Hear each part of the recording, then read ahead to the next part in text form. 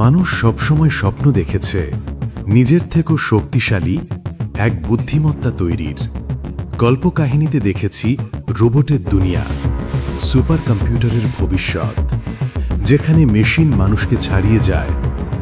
কিন্তু এখন আর এসব শুধু সিনেমার গল্প নয়, বাস্তবেই প্রযুক্তি এমন এক পথে হাঁটছে যেখানে আজকের এআই রূপ নিয়েছে এজিআইতে। সেখান থেকে জন্ম নিতে পারে এমন এক সুপার ইন্টেলিজেন্স যার ক্ষমতা মানুষের মস্তিষ্ক ছাড়িয়ে যাবে। প্রশ্ন হল, এ পথ আশীর্বাদ বয়ে আনবে নাকি অজানা বিপদের দরজা খুলে দিবে?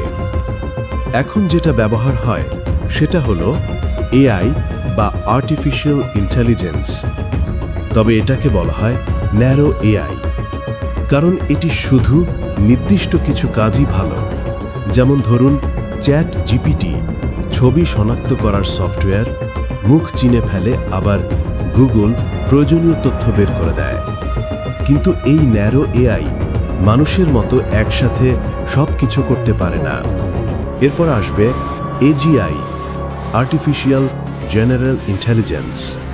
এই এজিআই হবে অনেকটা মানুষের মতো, যেভাবে আমরা একই সাথে পড়াশোনা, রান্না, গান শোনা, এমনকি সমস্যার সমাধান করি। এজিআইও তেমনভাবেই নানা বিষয়ে চিন্তা করতে ও শেখার ক্ষমতা রাখবে। সহজ কথায় এটি হবে সর্বজনীন বুদ্ধিমত্তা। কিন্তু এখানেই শেষ নয়, এজিআই থেকে আরও এক ধাপ এগিয়ে আসতে পারে সুপার ইন্টেলিজেন্স। এটি আসলে সবচেয়ে আলোচিত অংশ, কারণ সুপার ইন্টেলিজেন্স শুধু মানুষের মতো নয়, বরং মানুষের চেয়েও বহুগুণে এগিয়ে যাবে গতি, বিশ্লেষণ, সৃজনশীলতা সব ক্ষেত্রেই। বিজ্ঞানীরা বলেন এটা একবার তৈরি হলে হয়তো এমন সব আবিষ্কার করবে যা আজকের দিনে কেউ কল্পনাও করতে পারে না। হয়তো নতুন রোগের চিকিৎসা, মহাকাশে উপনিবেশ, কিংবা পুরোপুরি নতুন বিজ্ঞান। তবে এখানে একটা বড় প্রশ্নও আছে।